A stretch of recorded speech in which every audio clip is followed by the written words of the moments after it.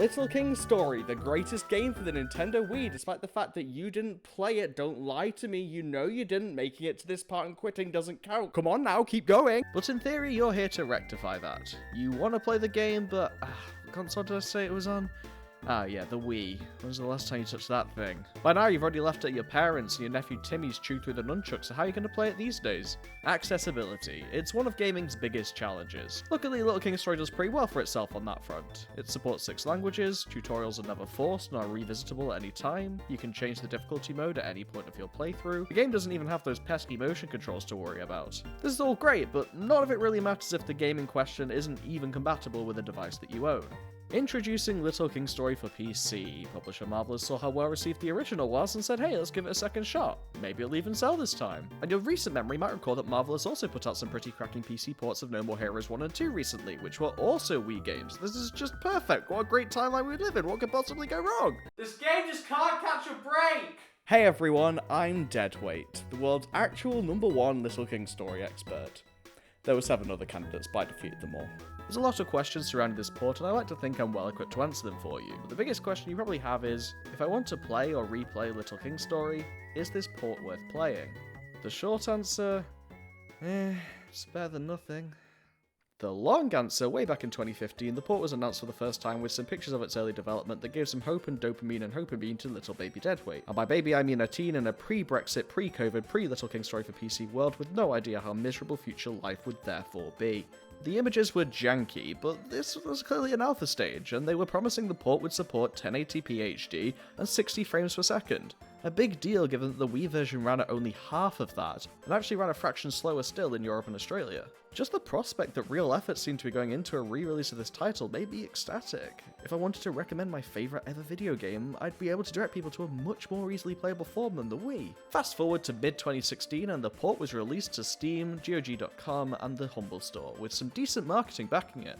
Got some brand new trailers, and its publishers were talking about it on their Twitter as much as they could, even mentioning how Korobo should be in Smash Bros. And they're right. He should. That's not a joke. I'm serious. I would sob if that happened. What this release had behind it that the 2009 original didn't was the culture of the internet to help spread the word, so major gaming websites and YouTube channels were talking about this port's awful quality. It was bad. It was so bad. It was such a bad launch. Porting is rarely an easy task at the best of times, especially when none of the original development team work with the publisher anymore, and thus Little King's Story joined the ranks of legendary games whose PC ports were a buggy, crashy shell of their former selves. It's a tale as old as time, you've heard it all before. Even an icon like Dark Souls wasn't immune from the curse of an unstable PC port. The only way that could be a valid method to experience Dark Souls was to install fan mods that made it run smoothly, like Durante's DS Fix that provided various performance improvements. Well, Marvelous was aware of all this, and knew that LKS was too brilliant a game to give up on quickly, so they temporarily took the release down off online stores so they could do something about it. And get this, they hired Durante based on his reputation for modding Dark Souls, and gave him the actual source code to the port to work his magic. Come in February 2017, and a new release of the port returned to digital store shelves with a discount for early buyers, and this updated version of the port was terribly terrible. It's still so disappointing. And that was the last action of any official capacity that the Little King's Story series got. 7 years ago. And they wonder why I'm on Sertralin. And look, while I do believe that this port's creation was enacted from a place of love for Little King's Story, that trust is dampened somewhat when the Steam description gets the lore wrong and the trading cards misspell the characters' names. I commend the genuine effort to try and salvage this, and props to Durante for working on a game he wasn't familiar with, not to mention it's still a Wii game under the hood. No, really, you can open this thing with hacking tools made for Smash Bros. Brawl. But even if the re-release was a little better, it wasn't fixed. And it just sucks that this is the only official way to play the game right now, and has been for 7 years. The knock-on problem is that this ultimately changed LKS's legacy. I mean, even if the patch was a smidge better, the PC ports reviews already exist based on the initial 2016 launch.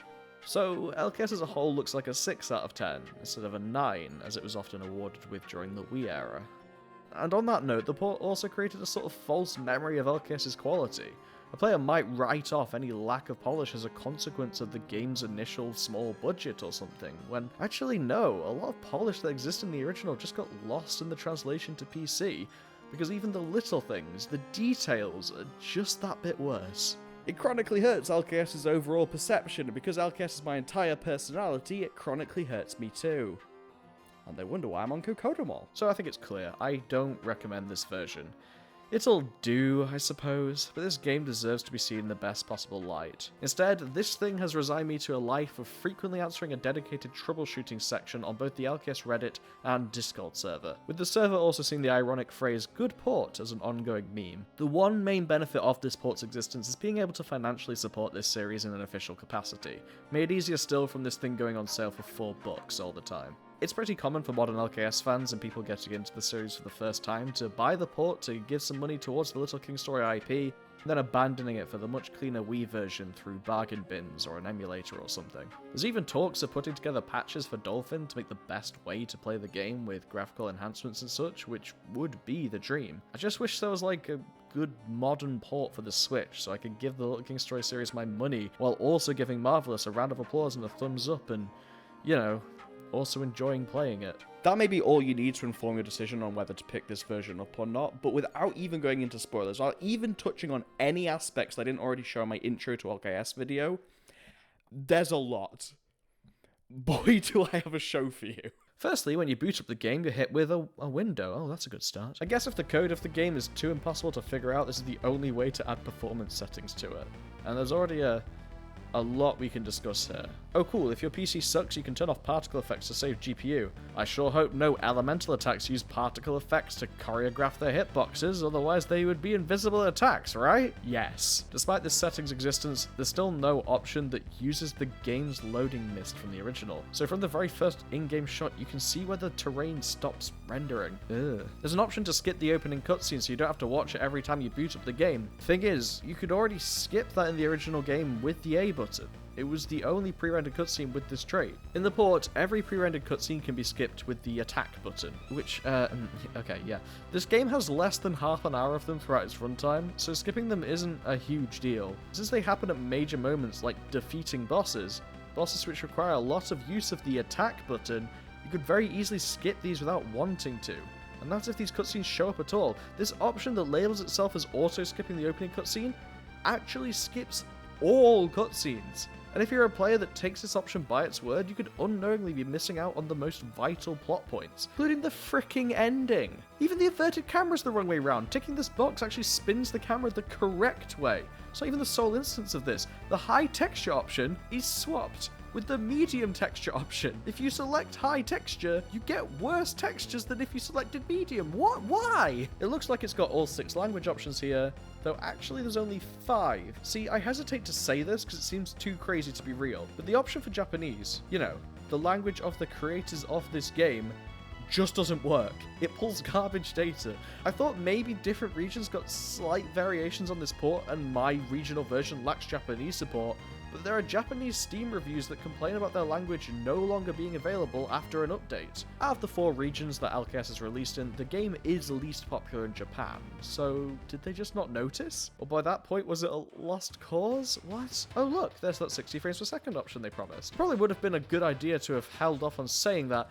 just in case it, wasn't feasible. Little King Story is a game with a lot of moving parts, since it has dozens of controllable units with constantly activating and deactivating hitboxes that correlate to tasks like fighting, or something that progresses the status of an affected object like digging or building, all while the rest of the world moves on with enemies reacting to the player with their own attacks, and unhired citizens living their simulated lives within the kingdom according to their daily schedule. To make all this work, the game is measured around frame calculations. Time passing and various changes are coded according to frames to keep everything synced up. The game is therefore not expecting to start passing double the amount of frames in the same amount of time, and thus, as expected, turning 60 frames per second on means a ton of stuff is now sped up and the whole game is desynced. At times, enemies are so fast it's torture to attempt to fight them, and constructions can, well, stop working entirely. Durante even adds a temporary 30 frames per second toggle in this patch as a last resort, because even he admittedly couldn't fully fix the option of 60. In the previous patch, the description for 60 FPS said not recommended. In the current patch, I say not recommended. The worst part is that 30 frames per second isn't even anywhere near consistent even on good computers. This is a Wii game. All of these issues, and we haven't even got past the launcher window. This is before you even play the game. And even if you try to get the perfect balance with all these options to have the least crap experience, a lot of the problems just can't be helped. Pre-rendered cutscenes at times faded seamlessly into gameplay in the original game. Now, they hard cut. Badly. Menu animations are entirely absent, making the game feel unfinished or amateurish. Display text is now consistently much uglier for both conversations and signs. Korobo's hiring animation, one of the most important mechanics in the game, cancels itself before it finishes, has the particle animation reversed, and doesn't play a sound effect, and thus looks awful. Sometimes when speaking with characters, they don't have a voice for a sentence. This giant purse object is just flying there in the air. Wow! These cute hand-drawn boss hints now just have no animation. The collectible art pieces don't have an indicator above them, so they're much harder to spot. And a lot of them aren't even framed correctly either. What is going on? This is a mess. But actually, forget that. That's far from their biggest sin. Little King Story's collectible artwork comes from the results of a 2008 pre-release contest where fans could design their own monsters in the style of the game. The North American version featured winning drawings from North American submissions, and the rest of the world collects the Japanese submissions. So this worldwide port gets, really confused and tries to use both simultaneously. So you'll collect a piece, and it'll be from one person and country, but when you view it in the gallery, it'll be another entirely different piece.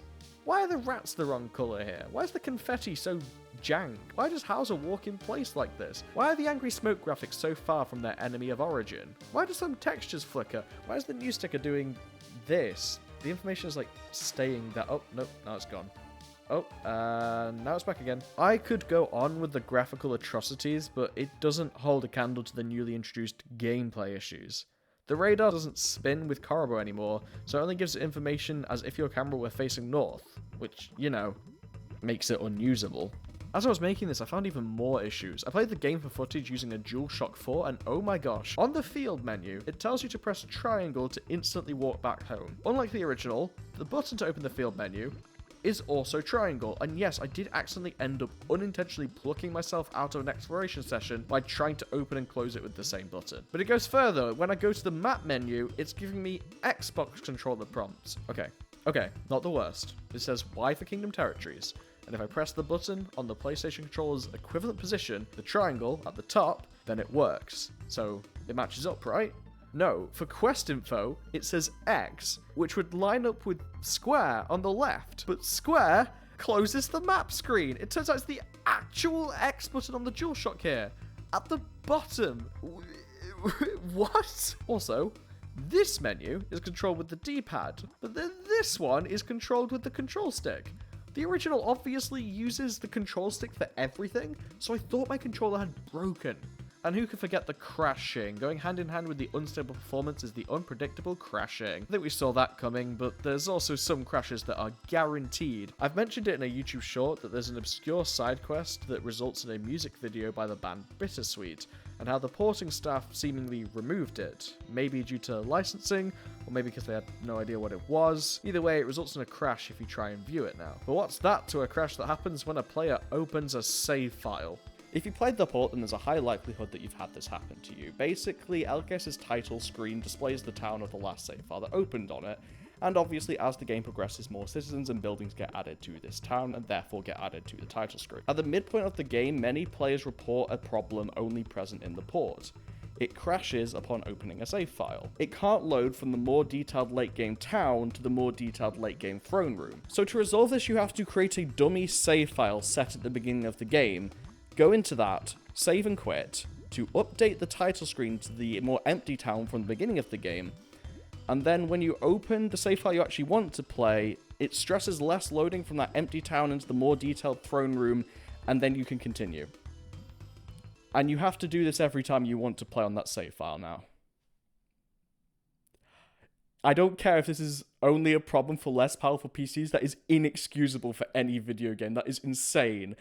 The Wii managed it. The Wii! The port is just riddled with this stuff. There's a boss fight, right, with these swinging insta-kill attacks you're supposed to avoid by hiding in these little adits. Mine entrance, new word for you today. But you can't do this on the port. You can't go in, except if you're holding two directions at the same time on your keyboard, then it works.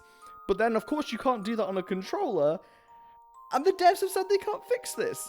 There's a quiz in which you get bombed with explosives if you don't answer correctly, and I've seen one player's questions not appear, so they just had to answer blindly. I've seen physical attacks not play their animations, so the player just got bombarded with a series of invisible hitboxes. I've seen a player forfeit a quest with a timer, and then the timer kept going after they left the quest, but then when it hit 0, it just stuck them under the ground.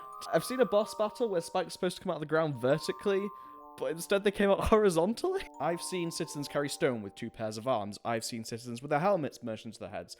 I've seen one player leave their castle on the first day, and Princess Spumoni is there, giving them an endgame quest, and then just disappeared forever. I have truly seen it all with this port. And the worst part is, that's not even the worst version of Little King's story.